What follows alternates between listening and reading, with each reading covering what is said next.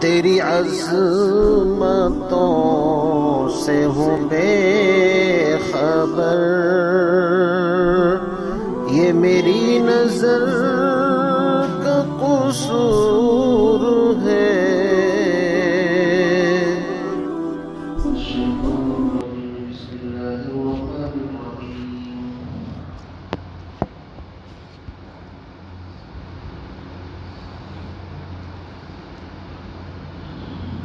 أولئك الذين اشتروا الضلالة بالهدى فما ربحت تجارتهم وما كانوا مهتدين. مثلهم كمثل الذي استوقد نارا فلما أضاءت ما حوله ذهب الله بنورهم وتركهم في ظلمات لا يبصرون. صم بكم عمي فهم لا يرجعون. صدق اللہ العظیم.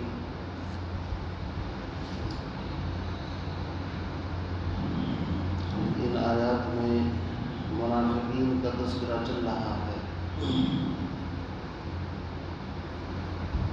اور منافق اس کو کہتے ہیں جس کا ظاہر کچھ اور ہو، باطن کچھ اور ہو. یعنی ظاہر میں تو اپنے آپ کو مسلمان اور حقیقت میں وہ مسلمان نہیں ہوتا، اس کو منافق کہتے ہیں. تو منافقین کی کئی جماعتیں تھیں. ایک جماعت کا ذکر اس سے پہلے آیا کہ وَإِذَا لَقُوا الَّذِينَ آمَنُوا قَالُوا آمَنَّا.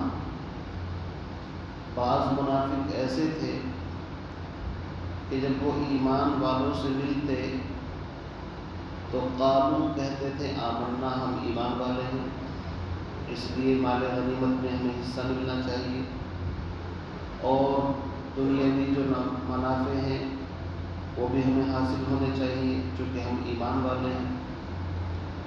وَإِذَا خَلَوْا إِلَى شَيَاطِينِهِمْ، اور جب وہ اپنے شیاطین سے مراد ہیں ان کے جو رؤساء تھے، ان کے سردار اور ان کے بڑے یعنی مشرکین کے. وَإِذَا خَلَوْا إِلَى شَيَاطِينِهِمْ، جب وہ اپنے شیاطین، چونکہ شیاطین انسانوں میں بھی ہوتے ہیں جنات میں بھی ہوتے ہیں، شیاطین الانس والجن قرآن میں آیا ہے. چونکہ شیطان کے اصل معنی آتے ہیں سرکشی کرنا، طغیان، تمرد، حد سے زیادہ بڑھ جانا. اس لیے چاہے وہ انسانوں میں سے ہو چاہے جنات میں سے، جو سرکشی کرے گا اس کو شیطان کہا جائے گا. وَإِذَا خَلَوْا إِلَى شَيَاطِينِهِمْ، جب اپنے شیاطین کے پاس جاتے ہیں تو قالوا کہتے ہیں اِنَّا مَعَكُمْ، بڑی تاکید کے ساتھ کہتے ہیں. ایمان والوں سے تو کہا تھا صرف آمنا، ہم ایمان لائے، لیکن جب شیاطین کے پاس جاتے ہیں قالوا تو کہتے ہیں اِنَّا، بے شک، یقیناً، اِنَّا مَعَكُمْ، ہم تو تمہارے ساتھی ہیں، تمہارے ساتھ رہتے ہیں. اِنَّا مَعَكُمْ، ہم بھی تم جیسے ہیں.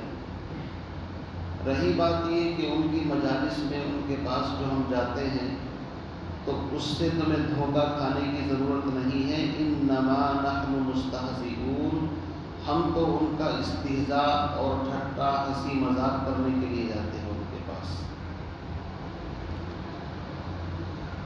اللہ رب العزت نے جواب دیا اولئک الذین اشتروا الضلالۃ بالہدی. ہاں، اللہ یستہزئ بہم، کہ یہ کیا ایمان والوں کا مذاق کریں گے، اللہ ہی ان کے ساتھ استہزاء اور مذاق کرتا ہے. سوال یہ ہے کہ اللہ تو کسی کے ساتھ استہزاء اور مذاق نہیں کرتا. جواب یہ ہے کہ بعض مفسرین فرماتے ہیں کہ جب استہزاء کی نسبت اللہ کی طرف ہے تو یہاں پر مراد انتقام ہوگا. مطلب یہ ہوگا وہ ایمان والوں کے ساتھ مذاق کرتے ہیں تو اللہ اس کا انتقام اور بدلہ ان سے لیتا ہے. تو اللہ یستہزئ بہم کا مطلب یہ ہے اللہ ان کا انتقام لیتا ہے ان سے. بعض مفسرین فرماتے ہیں کہ کبھی کبھی ایسا ہوتا ہے کہ جس فعل کو ذکر کیا جاتا ہے جواب کے طور پر بھی اسی فعل کو ذکر کر دیا جاتا ہے، جیسے کہ قرآن پاک میں اس کی مثال ہے جزاء سیئۃ سیئۃ مثلھا، کہ برائی کا بدلہ برائی کے بقدر تو جزاء سیئۃ سیئۃ کا، حالانکہ برائی جو ہوتی ہے اس کو تو کہہ سکتے ہیں، لیکن اس کا جو بدلہ لیا جاتا ہے برائی کا، ظلم کا بدلہ، اس کو سیئہ نہیں کہنا چاہیے، اس کو تو عدل کہنا چاہیے، انصاف کہنا چاہیے، کیونکہ برائی کا بدلہ انصاف ہوتا ہے، ظلم نہیں ہوتا۔ اگر کوئی برائی کرے اور اس سے بدلہ لیا جائے تو بدلہ لینے والا عدل انصاف کرے گا یا ظلم کرے گا؟ عدل انصاف کرے گا۔ لیکن یہاں پر ظلم کے بدلہ لینے کو بھی ظلم سے تعبیر فرمایا، وجہ اس کی یہ ہے کہ جو فعل پہلے سے ذکر کیا الٹ کر کے اسی کو ذکر کر دیا۔ جزاء سیئۃ، برائی کا بدلہ کیا ہے؟ سیئۃ مثلھا، اسی کے بقدر برائی۔ تو یہاں پر جو دوسرا سیئۃ ہے یہ حقیقت میں عدل اور انصاف کی جگہ پر استعمال ہوا ہے، کہ اگر کوئی ظلم کرے اور دوسرا اس سے بدلہ لے تو اس کو ظلم نہیں کہتے بلکہ اس کو تو عدل انصاف کہا جاتا ہے۔ اسی طرح قرآن کے اندر ہے کہ جب فلما نسوہم، جب انہوں نے اللہ کو بھلایا تو اللہ نے ان کو بھلا دیا۔ کیا مطلب؟ ایک انسان نماز، روزہ، ایمان کوئی چیز نہ کرے تو گویا کہ وہ اللہ کو بھول گیا، تو جواب میں اللہ نے کہا ہم نے بھی ان کو بھلا دیا، حالانکہ اللہ تو کسی چیز کو نہیں بھولتا۔ تو اسی طرح عربی زبان کے اندر چونکہ انہوں نے استہزاء کا استعمال کیا ہے، ہم ان کے ساتھ مذاق کرتے ہیں، اللہ نے بھی اسی فعل کو اسی الفاظ میں جواب دے دیا کہ تم کیا مذاق کرو گے، اللہ یستہزئ بہم، بلکہ اللہ تم سے مذاق کرتا ہے۔ کیا مطلب؟ اللہ جب کسی کے ساتھ مذاق کرتا ہے یعنی اللہ اس سے انتقام لیتا ہے، ایک مطلب تو یہ ہے۔ دوسرا مطلب یہ ہے کہ آج تم مذاق اڑا رہے ہو اہل ایمان کا، اللہ ایمان والوں کی طرف سے یہ بدلہ لے گا، کل جب کل صراط سے تم گزرو گے اور تمہیں روشنی کی سخت ضرورت ہوگی، تو جب ایمان والی جماعتیں وہاں سے گزرے گی تو ان کو دیکھ کر کے یہ کہیں گے، جیسا کہ سورہ حدید کے اندر آئے گا کہ ایمان والوں کو دیکھ کر کے کہیں گے یار ٹھہر جاؤ، انظروا، تھوڑا ٹھہر جاؤ، ہم بھی تمہاری روشنی کے اندر چلیں۔ ایمان والے ان کو جواب دیں گے کہ بھائی یہ نور یہاں پر نہیں ملتا، ارجعوا وراءکم فالتمسوا نورا، پیچھے کی طرف لوٹ کر کے جاؤ، وہاں تقسیم ہو رہا ہے۔ یہ سوچیں گے شاید یہیں پر مل رہا ہے، لیکن ان کا مقصد ہوگا کہ دنیا میں نور ملتا تھا، اب یہ پیچھے آئیں گے تو روشنی رک جائے گی، ختم ہو جائے گی۔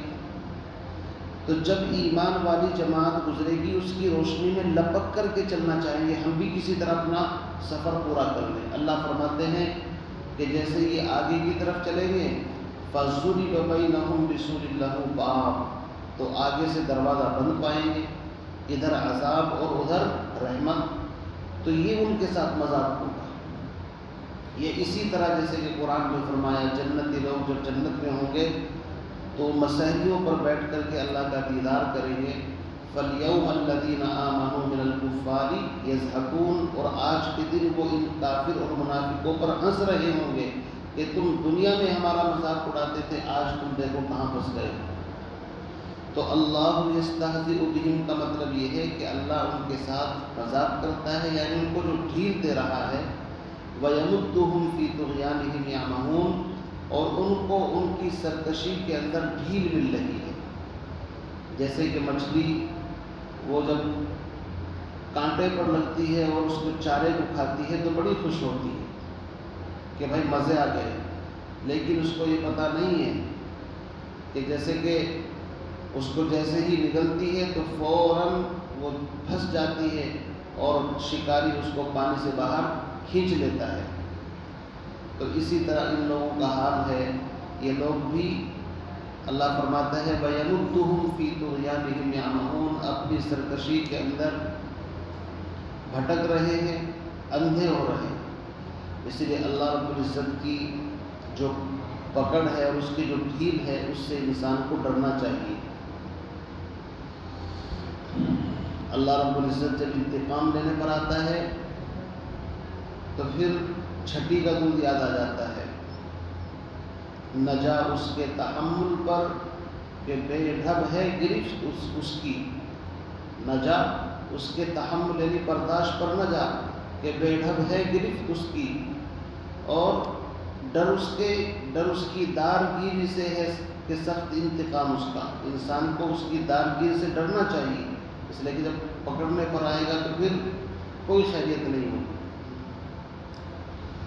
آگے فرمایا اولئک الذین اشتروا الضلالۃ بالہدی، یہی لوگ ہیں جنہوں نے گمراہی کو ہدایت کے بدلے میں ترجیح دی۔ بعد نے اس کا ترجمہ کیا ہے خریدنا، چونکہ اشتروا کے معنی آتے ہیں بیع و شراء کرنا، خریدنا، تو حقیقت میں انسان جب کسی چیز کو خریدتا ہے تو اس کو ترجیح دیتا ہے۔ مثال کے طور پر ایک آدمی کو بھوک لگی ہے تو وہ پیسے لے کر کے کھانا لینے کے لیے اس وقت جائے گا جب اس کو کھانے کی سخت ترین ضرورت ہوگی، تو ترجیح دے رہا ہے نا کھانے کو۔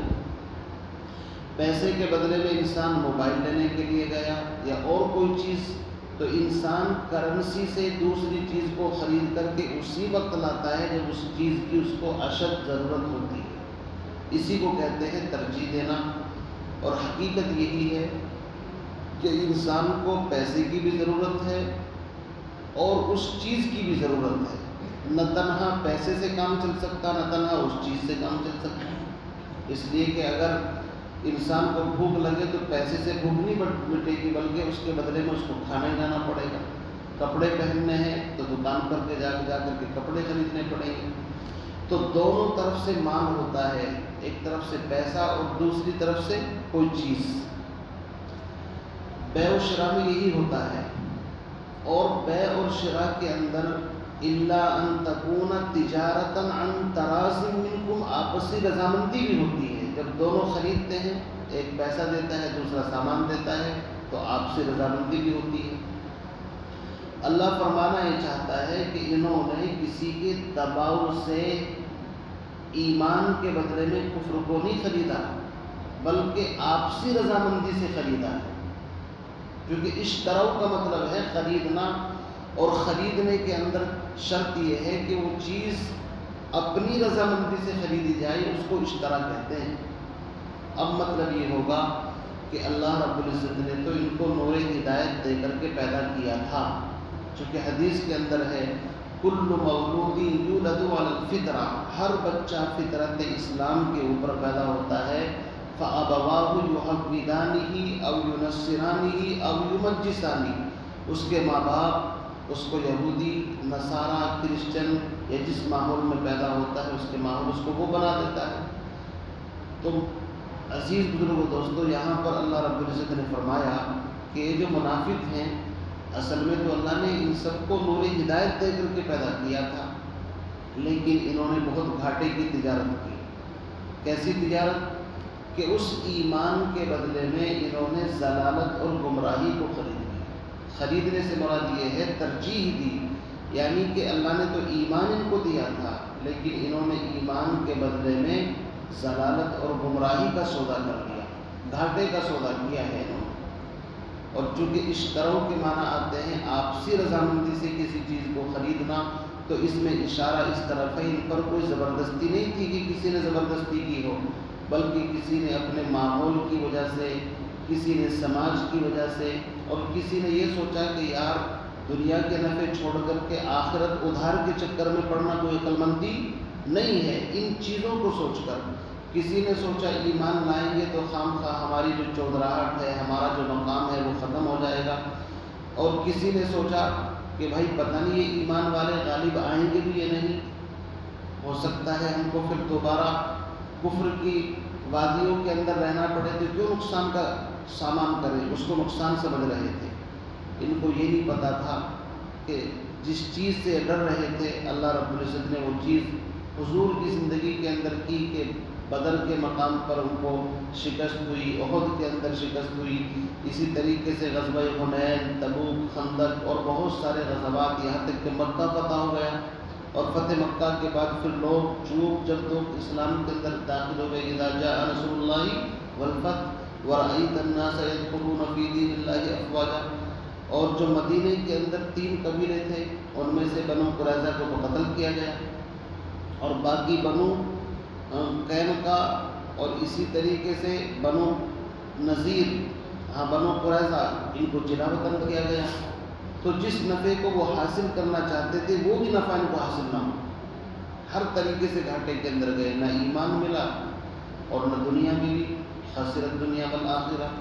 اسی کو فرمایا اولئک الذین اشتروا الضلالۃ بالہدی، یہ وہ لوگ ہیں جنہوں نے گمراہی کو ہدایت کے بدلے میں خریدا، ترجیح دی۔ فما ربحت تجارتہم، سو ان کی تجارت نے ان کو کوئی نفع نہ دیا۔ تجارت کہتے ہیں اس میں اصل رأس المال بھی بچ جائے اور اس پر کچھ نفع مل جائے، تجارت تو اس کو کہتے ہیں۔ کیوں جی؟